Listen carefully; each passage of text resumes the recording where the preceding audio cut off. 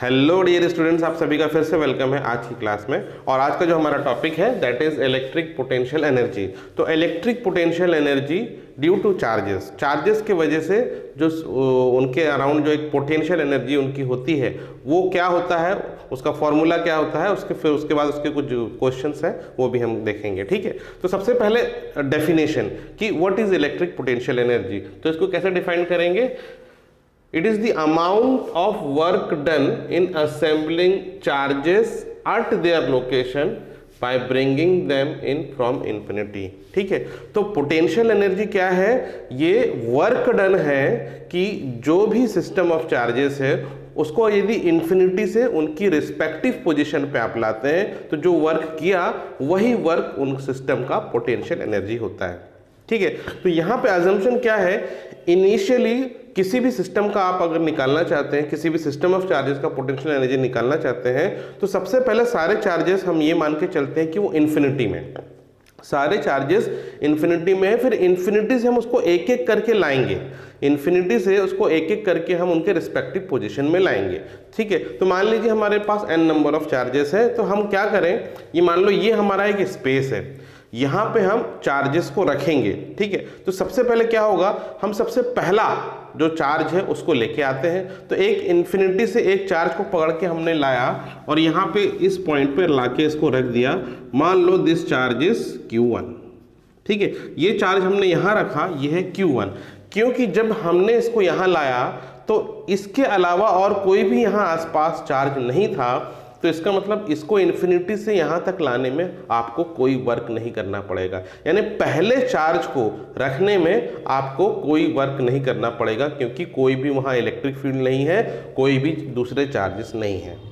पहला चार्ज आपने ले आया, लेकिन जब आप दूसरा चार्ज इसके आसपास कहीं भी लाएंगे तब आपको वर्क करना पड़ेगा, क्योंकि ये जो चार्ज है इसकी इलेक्ट्रिक फील्ड होगी और वो लाइक चार्जेस अगर होंगे तो उनको रिपेल करेगा और अनलाइक चार्जेस हैं तो अट्रैक्ट करेगा। तो मान लेते हैं लाइक चार्ज एक टेस्ट चार्ज या कोई दूसरा, ये Q1 है, मान लीजिए Q2 को अब हम ला रहे हैं इन्फिनिटी से इसके पास।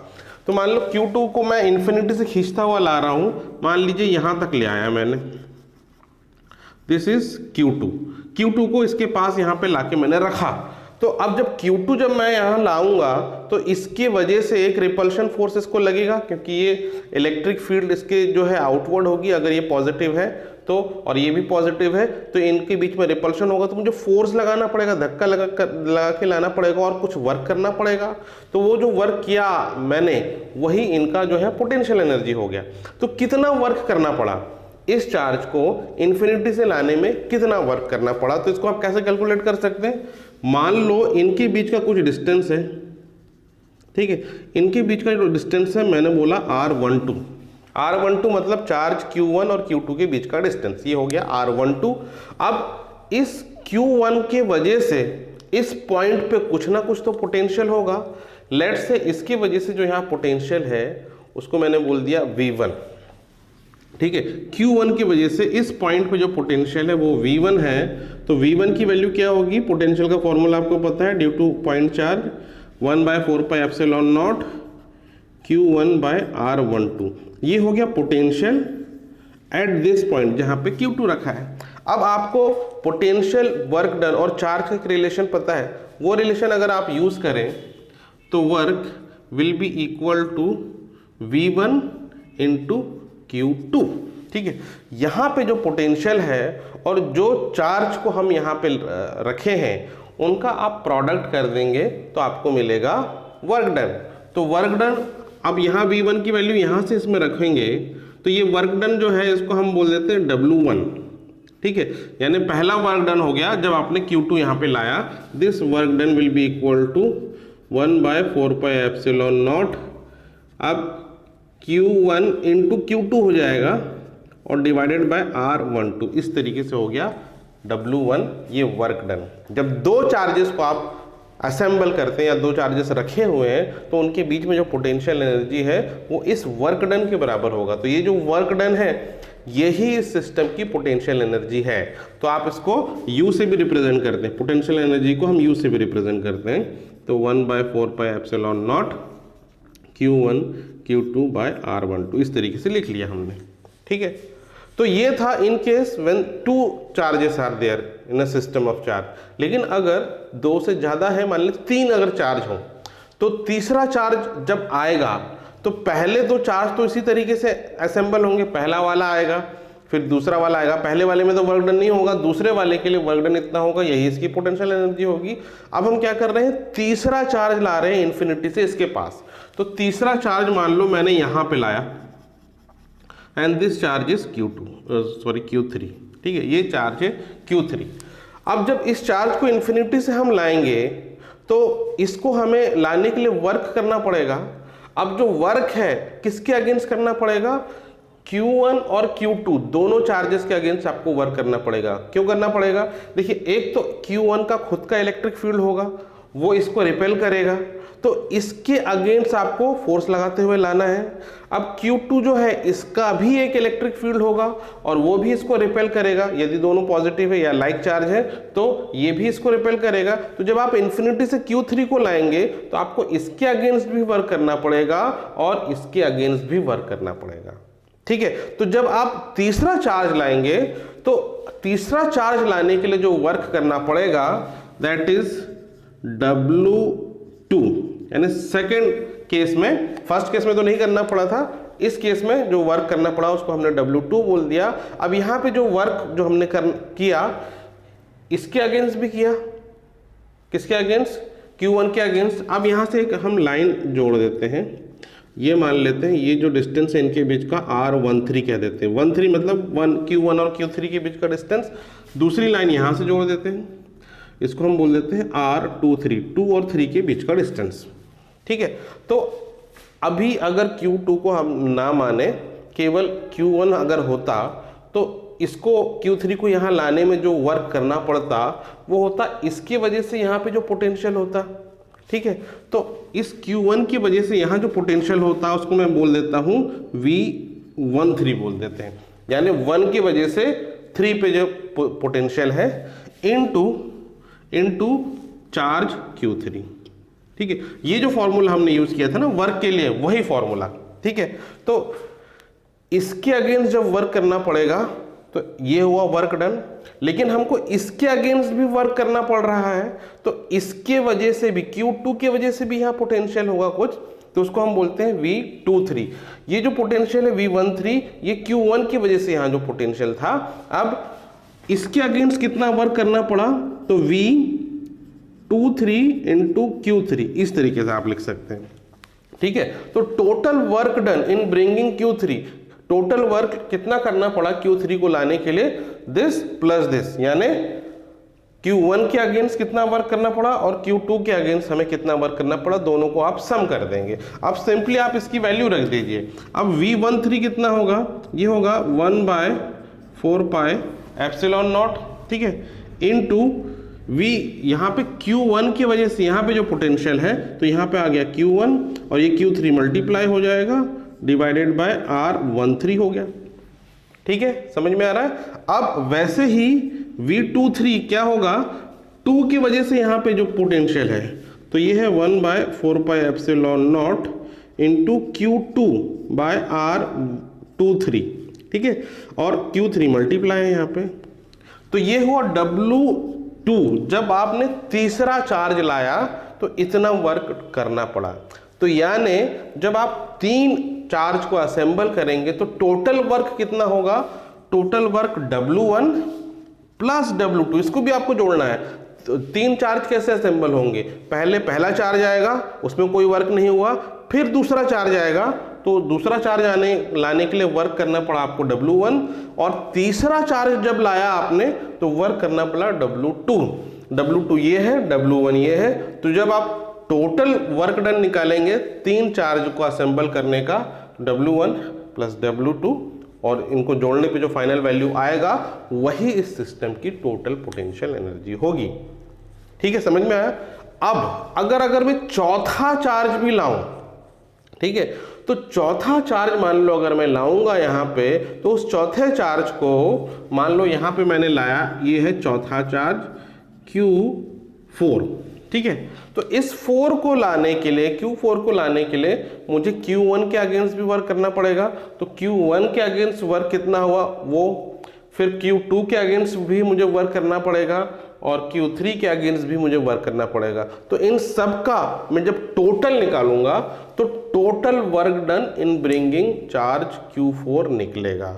तो जितने चार्ज आते जाएंगे आपको एक एक करके बढ़ाते जाना है और हर केस में बढ़ता जाएगा टोटल चार्ज, क्योंकि सबके अगेंस्ट आपको करते जाना है तो सबको प्लस करते जाना होगा टोटल चार्ज आपको। तो इस तरीके से आप टोटल जो वर्क है वो निकालेंगे और टोटल जो वर्क निकलेगा वही इसका पोटेंशियल एनर्जी होगा। ठीक है। तो जनरली आपको जो न्यूमेरिकल्स में 2 चार्जेस का केस आएगा या 3 चार्जेस का केस आएगा। 2 चार्जेस तो बहुत ही सिंपल है, 2 चार्जेस में केवल इतना ही है पोटेंशियल एनर्जी का formula, simply 1/4πε0 Q1 Q2 upon R12। लेकिन 3 चार्जेस का अगर आ गया तो ये और प्लस ये दोनों को प्लस करेंगे तब टोटल जो है पोटेंशियल एनर्जी का जो वैल्यू आपको मिलेगा। और अगर चौथा आ गया तो फिर आपको ये तीनों की वजह से कितना निकलेगा, W3 निकालना पड़ेगा। ये W1 हो गया, W2 हो गया, फिर W3 निकाल के टोटल आपको जोड़ना पड़ेगा, तब आपका जो है टोटल पोटेंशियल एनर्जी आएगा। तो जनरली 2 चार्ज का केस आएगा या 3 चार्ज का या मैक्सिमम 4 चार्जेस का आएगा। 4 चार्जेस से ज़्यादा जो है रेयरली है, मतलब वो नहीं आएगा आपको। तो प्रैक्टिस जो करनी पड़ेगी आपको, न्यूमेरिकल जो करना पड़ेगा, 2 चार्ज 3 चार्ज या 4 चार्ज के जो सिस्टम है उसकी जो पोटेंशियल एनर्जी है उसके ऊपर आपको वर्क करना है। ठीक है। तो ये तो हो गया इसका फॉर्मूला, इसका डेफिनेशन। अब इसका एप्लीकेशन आप कैसे करेंगे तो इसको एक एग्जांपल से हम समझते हैं। तो देखिए ये एक एग्जांपल है which is based on the electric potential energy, NCERT का ही एग्जांपल है। इसमें क्या दिया है कि 4 charges are arranged at the corner of the square ABCD. 4 charges हैं on the corner of square ABCD. तो देखिए ये एबीसीडी कॉर्नर ऑफ स्क्वायर है और स्क्वायर का जो साइड है डी है। ठीक है। Each side of the square is of length d as shown in the figure. ठीक है। Find the work done to put together this arrangement. आपको बताना है work done to put together this arrangement. ठीक है। यानी इसको रखने में कितना वर्क डन करना पड़ेगा, यानी टोटल पोटेंशियल एनर्जी या टोटल वर्क डन आपको निकालना है। तो जिस तरह अभी हमने देखा कि जब आप अरेंज करते हैं सिस्टम ऑफ चार्जेस, कैसे करते हैं, एक एक करके करते हैं ना, तो वैसे ही हम इसको यहाँ अरेंज करेंगे। तो अभी ये यहाँ पे चार्जेस रखे हुए हैं तो हम इसको ऑर्डर क्या फॉलो करेंगे, ए बी सी डी, ये ऑर्डर फॉलो करेंगे। तो सबसे पहले हम क्या मानते हैं कि ये जो सारे चार्जेस हैं ये इन्फिनिटी में है और सबसे पहले हम कौन सा चार्ज लाएंगे, ए पे लाएंगे चार्ज। ए पे कौन सा चार्ज लाएंगे, प्लस क्यू चार्ज लाएंगे। जब ए पे आप चार्ज लाएंगे तो उसके लिए कोई वर्क नहीं करना पड़ेगा। तो work done for bringing a Q on A, कोई भी वर्क नहीं करना पड़ेगा। उसके बाद सेकंड केस में हम लाएंगे बी पे लाएंगे माइनस क्यू। तो जब आप माइनस क्यू लाएंगे इन्फिनिटी से तब तो आपको वर्क करना पड़ेगा। तो जब इन्फिनिटी से इस चार्ज को लाएंगे माइनस क्यू को और यहाँ पे ए पे चार्ज रखा हुआ है तब आपको वर्क करना पड़ेगा अगेंस्ट दिस। ठीक है। And that work will be equal to v W1। और ये वर्क कितना होगा, इसकी वजह से यहाँ जो पोटेंशियल है और इनटू दिस चार्ज। तो इसका जो फॉर्मूला बनेगा सिंपली 1/4πε0 Q इंटू क्यू। देखिए दोनों ही क्यू क्यू है बट एक में प्लस एक में माइनस है तो यहाँ माइनस साइन आएगा और डिवाइड में इनके बीच का जो डिस्टेंस है वो है डी, ये आएगा। तो work done in bringing minus q at b, ठीक है, वो होगा ये W1। अब यहाँ पे देखिए माइनस साइन आ रहा है। माइनस साइन का मतलब ये क्या है कि ये प्लस है और ये माइनस है, तो ये जो प्लस वाला क्यू है इसको अट्रैक्ट करेगा। तो जब ये इसको अट्रैक्ट करेगा तो यही वर्क डन कर रहा है, चार्ज इसको अट्रैक्ट कर रहा है, यानी एक्सटर्नल वर्क, यानी हमको वर्क नहीं करना पड़ेगा। तो जो हमारा जो वर्क होगा या external work in bringing this charge from infinity, ये वर्क हो गया नेगेटिव। ठीक है, इसलिए यहाँ पे आ रहा है साइन नेगेटिव का आ रहा है। क्लियर है। अब B पे आ गया चार्ज। अब हम अगला चार्ज लाएंगे C पे। जब हम C पे चार्ज लाएंगे तो C को यहाँ लाने में हमें वर्क करना पड़ेगा B के अगेंस्ट भी और A के अगेंस्ट भी। ठीक है। तो A के अगेंस्ट कितना वर्क करना पड़ेगा और B के अगेंस्ट कितना वर्क करना पड़ेगा, दोनों वर्क को आप जोड़ेंगे तब टोटल वर्क निकलेगा C पे चार्ज को लाने का। तो ये वर्क निकालने से पहले हम क्या करें, डायगोनल इसका खींच लें। ठीक है, क्योंकि ए से सी का आपको लेंथ चाहिए होगा, तो ए से सी का लेंथ आप निकाल सकते हैं। ये जो है ये भी डी है, ये जो है ये भी डी है।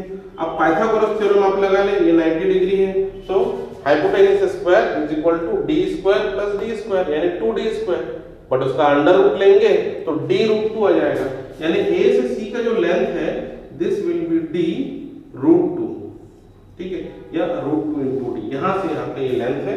अब आप निकाल सकते हैं W2। W2 क्या है? Work done for bringing plus q at c, ठीक है। अब अगर इसके अगेंस्ट ए पे जो चार्ज रखा है इसके अगेंस्ट अगर जो वर्क किया हमने तो वो वर्क हो जाएगा 1/4πε0 into q1 q2। q1 q2 में ये दोनों आ जाएगा यानी q स्क्वायर हो जाएगा और डिवाइड में हो जाएगा सिंपली √2 × d, ठीक है। तो ये हो गया W2 work against charge of A, ठीक है। प्लस इस चार्ज को लाने में इसके अगेंस्ट भी हमें वर्क करना पड़ेगा, तो इसके अगेंस्ट जो वर्क करना पड़ेगा वो क्या हो जाएगा 1/4πε0 इनटू q1 q2। इसमें q1 q2 ये है तो q स्क्वायर हो जाएगा, बट यहाँ माइनस साइन आएगा क्योंकि इसमें माइनस है ना, डिवाइडेड बाय 4 d, यहां से यहां का जो डिस्टेंस है वो d है तो डिवाइडेड बाय d। तो टोटल वर्क डन कितना हो गया इसका ये हुआ, ठीक है। अब ये माइनस साइन यहाँ है ना, इसको यहाँ पे हटा के यहाँ पे लिख सकते हैं, तो ये हो गया इसका वर्क डन। इसमें से चाहे तो कॉमन भी निकाल सकते हैं q²/4πε0, वो बाद में देखेंगे अभी। अब हम चौथा चार्ज ला रहे हैं, चौथा चार्ज d पे ला रहे हैं जो कि है -1। जब d पे लाएंगे तो आपको a के अगेंस्ट वर्क करना पड़ेगा, b के अगेंस्ट वर्क करना पड़ेगा, c के अगेंस्ट वर्क करना पड़ेगा, ठीक है। तो यानी 3 टर्म आएंगे जब आप W3 निकालेंगे, यानी D के लिए जब आप वर्क डन निकालेंगे तो वो W3 जो है ये हो गया 1/4πε0। इसके अगेंस्ट वर्क करना पड़ेगा तो q1 × q2 करेंगे तो simply -q² divided by d, ठीक है। यहां से यहां का डिस्टेंस d है। फिर इसके अगेंस्ट वर्क करना पड़ेगा, ठीक, इसके अगेंस्ट वर्क करना पड़ेगा तो ये क्या हो जाएगा 1/4πε0 इनटू q1 q2। अब q1 q2 इसमें -q है तो ये प्लस q स्क्वायर हो जाएगा सिंपली q² बाय b और d का डिस्टेंस उतना ही होगा जितना a और c का डिस्टेंस है, दैट इज d × √2 या √2d, ठीक है। इस तरीके से लिख लिया। प्लस अब अगला केस c के अगेंस्ट वर्क करना पड़ेगा, तो इनके बीच का जो है वर्क डन कितना हो गया 1/4πε0 into q1 q2 simply -q² हो जाएगा और डिवाइड में आ जाएगा d, ठीक है। c और d का डिस्टेंस है d। तो ये हुआ W3। देखिए क्या होगा, W1 में एक ही टर्म होगा, W2 में 2 टर्म आएगा, W3 में 3 टर्म आ गए, W4 अगर होगा यानी पांचवा चार्ज अगर होगा तो उसके लिए आप क्या निकालेंगे 4 टर्म आ जाएगा, उसमें ऐसे एक एक करके तो नंबर ऑफ टर्म्स वो बढ़ते जाएंगे। अब total energy, total work done आपको निकालना है, तो total work done will B W1 plus W2 plus W3, ये होगा टोटल वर्क डन, ठीक है। यदि आप सबको जोड़ेंगे तो अच्छा, इसमें ये जो माइनस साइन यहाँ हटा के मैं यहाँ लगा देता हूँ ताकि कंफ्यूजन ना हो।